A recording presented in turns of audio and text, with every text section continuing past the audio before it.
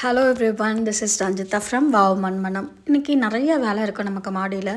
But அதுக்கு முன்னாடி உங்ககிட்ட ஒரு விஷயம் ஷேர் பண்ணணும்னு நினச்சேன். இது வந்து ஒரு புடலங்கா கொடி. பார்த்திங்கன்னா கிட்டத்தட்ட ஒரு 3 மாதமாக இதில் பூவாக வந்துகிட்டே இருக்குது. 1 மாதம் 2 மாதம் இல்லை, 3 மாதம் கிட்ட பூ மட்டும் வந்துட்டுருக்கு. சில நேரம் காஞ்சு போயிடுது, மறுபடியும் தழுக்குது, மறுபடியும் பூவாக வருது. ஆனால் என்ன பிரச்சனைனா எல்லாமே ஆண் பூ மட்டும்தான் வருது, ஒரு பெண் பூ கூட வர மாட்டேங்குது. ஸோ இது என்ன பண்ணணும்னு எனக்கு தெரியல. ஏதாவது வாடி போகுது, இல்லை ஏதாவது இலையில பிரச்சனைனா நம்ம ஏதாவது பண்ணலாம். பட் ஆண் பூ மட்டும்தான் இருக்குது, பெண் பூ வரவே மாட்டேங்குது. இதுக்கப்புறம் வளர்ந்த புடலங்காய் செடியிலலாம் புடலங்காய் காய் வந்துடுச்சு. ஸோ இது என்ன பண்ணுறது அப்படின்ற மாதிரி நானும் யோசிச்சுட்டே இருக்கேன். பெண் பூ வர்றதுக்கு தெரியல. சரி, இன்றைக்கி கொஞ்சம் செடிங்களுக்கு மீன் அமிலம் கொடுக்கலான்னு சொல்லிட்டு கொஞ்சம் கொஞ்சமாக மீன் அமிலம் வந்து எல்லா செடிங்களுக்கும் கொடுக்க போகிறேன். ஸோ வெண்டைக்காய் செடியில் கண்டிப்பாக ஒரு மெயின்டெனன்ஸ் பண்ணிவிட்டு புது வெண்டைக்காய் செடிகள் நட்டு வைக்க வேண்டிய டைம் வந்துருச்சு. ஏன்னா நிறைய வெண்டைக்காய் காய்ப்பே நின்று போச்சு. சரி, அது என்னென்னு நம்ம பார்க்கணும் கண்டிப்பாக. இது வந்து அந்த இலையில வந்து ஒரு ஃபங்கல் இஷ்யூ மாதிரி வந்து எல்லா இலையிலையும் இது ஸ்ப்ரெட் ஆகிட்டே இருக்குது. ஸோ இதுக்கு ஒரு தனி மெயின்டெனன்ஸ் வந்து கொடுக்கணும்.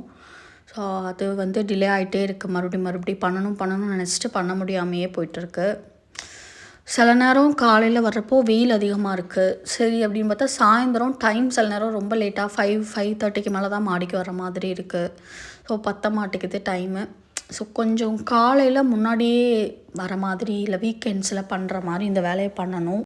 எல்லாத்துக்குமே கொஞ்சம் மீன் அமிலம் கொடுக்கலான்னு சொல்லிட்டு இன்றைக்கி தோணிடுச்சு. சரி, அதனால் கொஞ்சம் செடி இல்லாமல் எல்லா செடிக்குமே கொடுத்துடலாம் அப்படின்னு சொல்லிட்டு. ஸோ எல்லா செடிக்கும் கொடுத்தணும் அப்படின்னா ஒரு 4 பக்கெட்ஸ் 5 பக்கெட்ஸ் தண்ணி தேவைப்படுது. ஸோ மறுபடியும் ரீஃபில் பண்ணி நான் எல்லாத்துக்குமே மீன் அமிலம் கொடுத்துட்றேன். இந்த ஸ்ப்ரேயர் மாதிரி யூஸ் பண்ணுறாங்க இப்போலாம். செடியோட இலைகளுக்கு வந்து மீன் அமிலம் பஞ்சகவியமெல்லாம் இலைகளுக்கு தெளிக்கிறதுக்கு. ஸோ ஸ்ப்ரேயரை வந்து நம்ம பார்த்தா கொஞ்சம் இந்த இலைகளுக்கு தெளிக்கிறதுக்கு கொஞ்சம் யூஸ்ஃபுல்லாக இருக்கும். ஸோ அதுக்கப்புறம் கொஞ்சம் அவரைக்காய் இருந்துச்சு. சரி, அப்படியே என்னென்ன காய் இருக்குது பறிக்கிறதுக்குன்னு சொல்லிட்டு பார்த்து அதை பறிக்கலான்னு சொல்லிட்டு வந்தாச்சு. ஸோ அவரைக்காய் 3 செடி, இன்னி ஒரு செடி மட்டும் வந்து இதே இடத்துல வந்து வைக்கணும். வச்சா கொஞ்சம் எல்லாமே ஒரே இடத்துல இருந்தால் நல்லாயிருக்கும். அவங்களும் அவங்களோட ஃப்ரெண்ட்ஸ் கூட இருந்த மாதிரியும் இருக்கும். ஸோ இன்னொரு செடிக்கு வைக்கிறதுக்கு தான் இந்த தண்ணி, இந்த டப்பு தாமரை செடிக்கு பக்கத்தில் இடம் இருக்குது. ஸோ அதை தூக்கிட்டு வந்து வைக்கணும். இப்படி குட்டி குட்டி வேலையாக நிறையா வேலை இருக்குது பண்ணுறதுக்கு. ஸோ அவரைக்காய் செடியில் இருக்கிறதெல்லாம் பறிச்சாச்சு. அப்புறம் 2-3 வெண்டைக்காய் இருக்குது.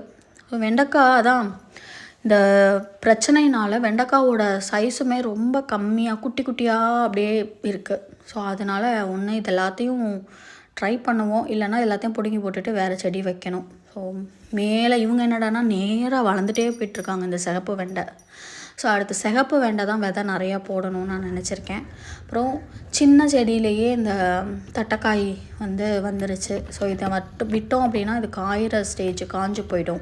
ஸோ அதனால் இது சின்ன செடியாக இருந்தாலும் பரவாயில்லன்னு பறிச்சுட்டு இங்கே வந்து பார்த்திங்கன்னா ரொம்ப நீளமாக ஒரு காராமணி வளர்ந்துருக்கு.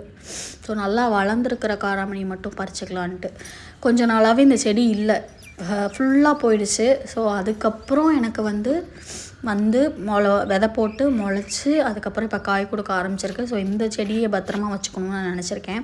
சில காயெலாம் கிடைக்காம இருக்கிறப்ப தான் அதோட அருமை தெரிய ஆரம்பிக்குது நமக்கு. நல்லா என்னோடய கையை விட பெருசாகவே இருக்குது இந்த காராமணி. ஸோ இந்த பதிவு உங்களுக்கு கண்டிப்பாக பிடிச்சிருக்கும் நம்புகிறேன். பிடிச்சிருந்தால் வாவ் மண்மனமாக லைக் பண்ணுங்கள், ஷேர் பண்ணுங்கள், கமெண்ட் பண்ணுங்கள், கண்டிப்பாக சப்ஸ்கிரைப் பண்ணுங்கள். Happy gardening. தேங்க்யூ.